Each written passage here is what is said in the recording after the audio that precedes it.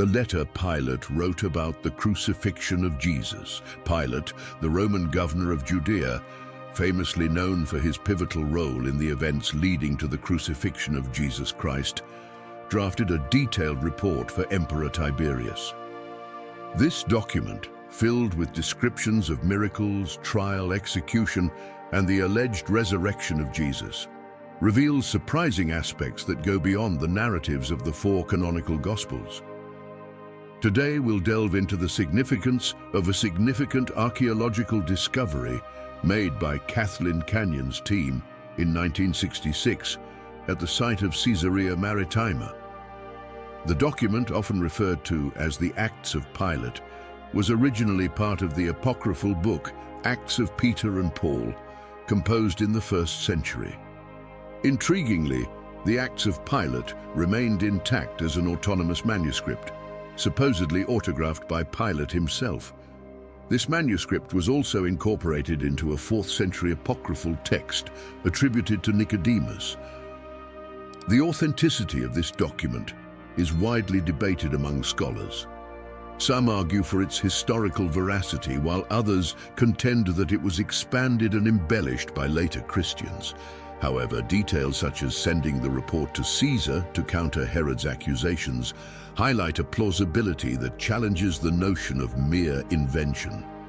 This logical reason for the document's elaboration, to protect his stature and responsibilities in the face of Herod's criticisms, suggests a complexity in Pilate's political motivations that could be overlooked by a purely fictional narrative.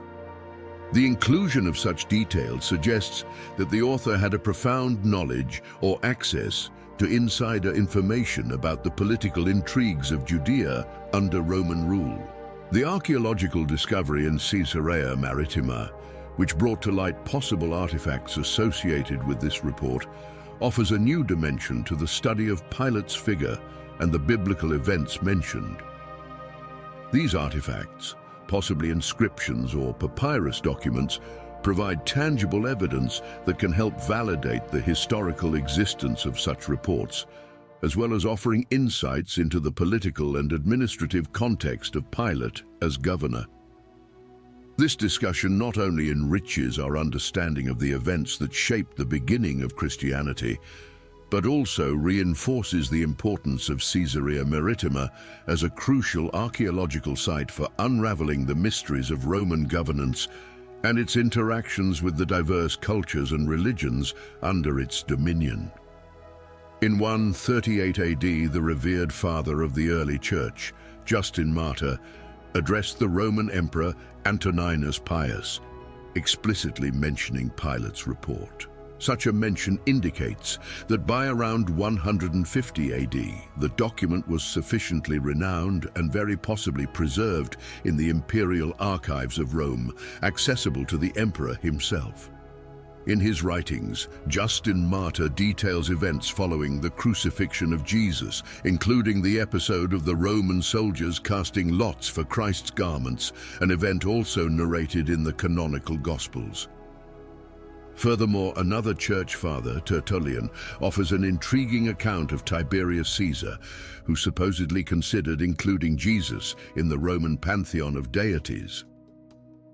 Such narratives suggest that the existence and events associated with Jesus were recognized and discussed by some of the most influential historical figures of the time, lending an additional layer of credibility to the evangelical accounts and other writings of early Christianity. However, the existence of Pilate's report remains a controversial topic, given that no copies of it have been found in the known Roman archives.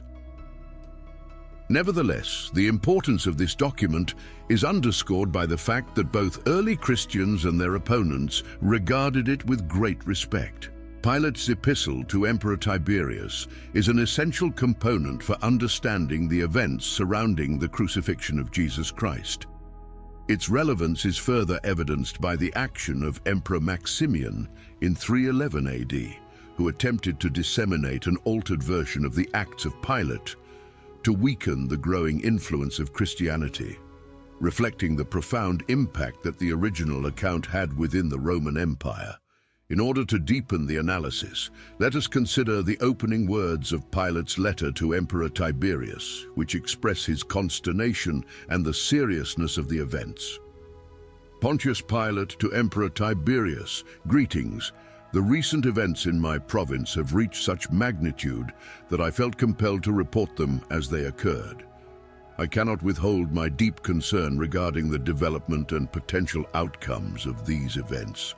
Pontius Pilate, in an expression of profound dismay, reflected in his communications. It seems that the gods are no longer on our side. He reminisced about the days under the administration of Valerius Gratus, the former governor of Judea, and highlighted the particular difficulty of governing Jerusalem, a notoriously tumultuous city marked by a resistant populace inclined to constant agitation and imminent revolts. This concerning situation is underscored by Pilate himself, as he reports that he relied only on a centurion and a handful of soldiers to maintain order in a city famous for its instability and revolutionary potential. This configuration suggests an alarming point of vulnerability in the Roman presence in the region. Pilate's appeal for reinforcements to the prefect of Syria, who was facing his own challenges in maintaining peace in his province, vividly illustrates the overextension of the Roman Empire and the chronic shortage of military resources available to ensure its stability.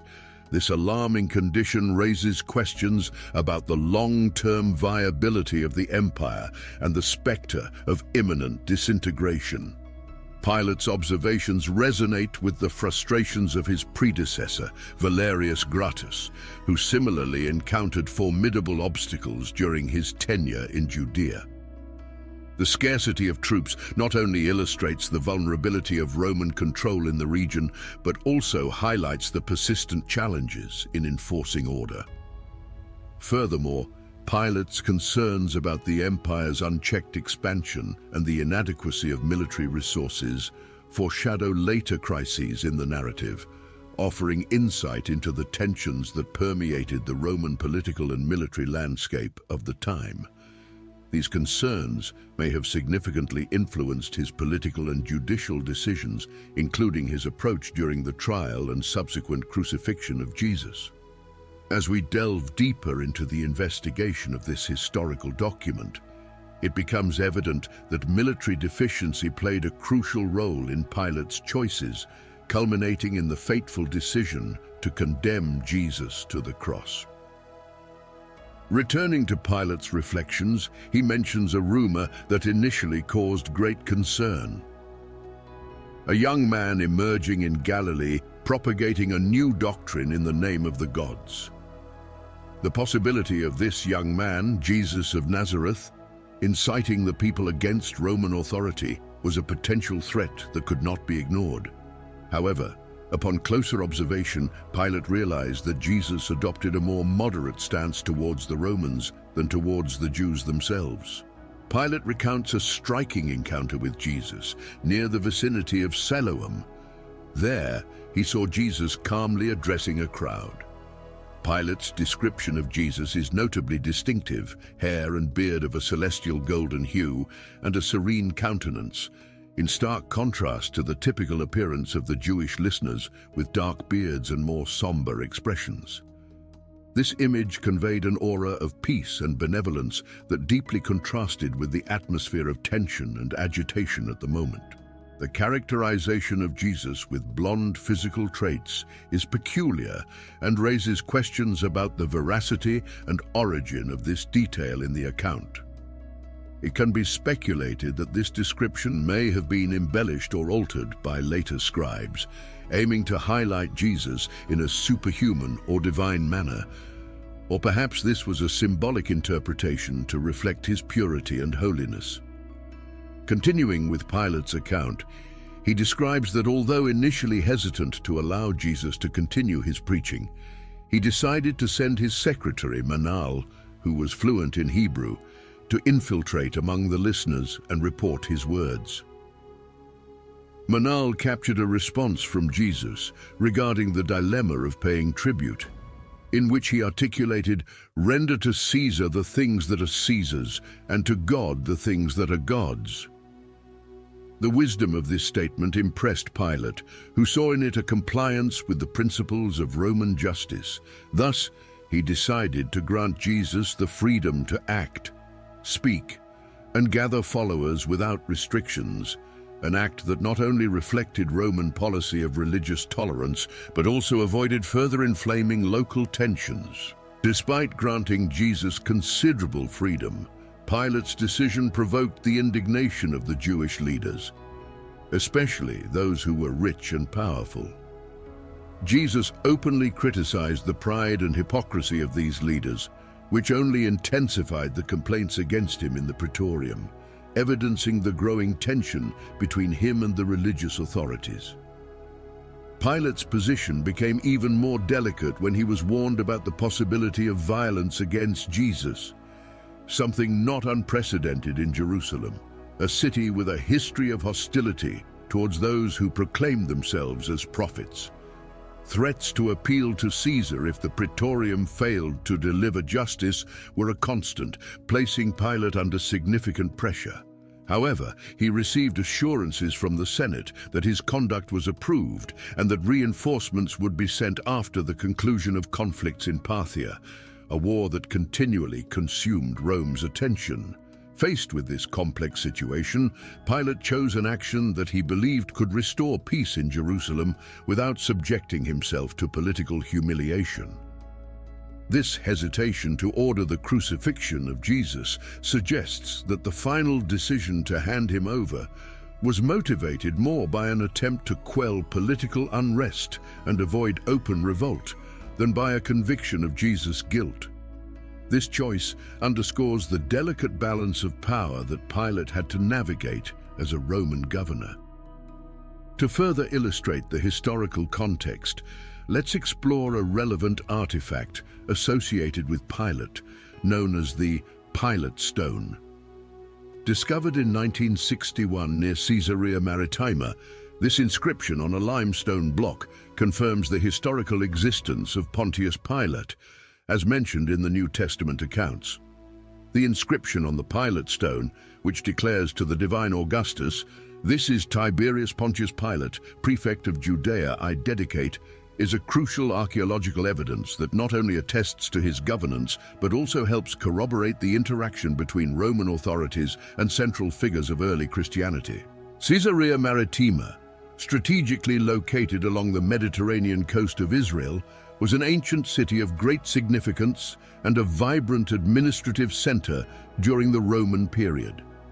Its importance is underscored by the discovery of the Pilate Stone, an artifact that has sparked great interest among historians and archaeologists. This stone was found reused in the structure of a staircase leading to the city's ancient theater, a common practice of recycling materials in ancient constructions. The Latin inscription engraved on the limestone block was crucial for its identification, providing a direct link to the Roman governor mentioned in the Gospels. For enthusiasts of archaeology and biblical history, the Pilate Stone not only confirms the historical existence of a key figure in the trial of Jesus, but also illustrates the richness of the remnants that Caesarea Maritima still has to offer. This site, with its preserved ruins, provides a window into the Roman and biblical past, allowing visitors and scholars a direct immersion into the events that shaped the beginning of Christianity. Additionally, for those interested in biblical curiosities and wisdom, we have a special recommendation for you. Click here and follow this fascinating account. Thank you for your attention, and may you remain under the grace of God until soon.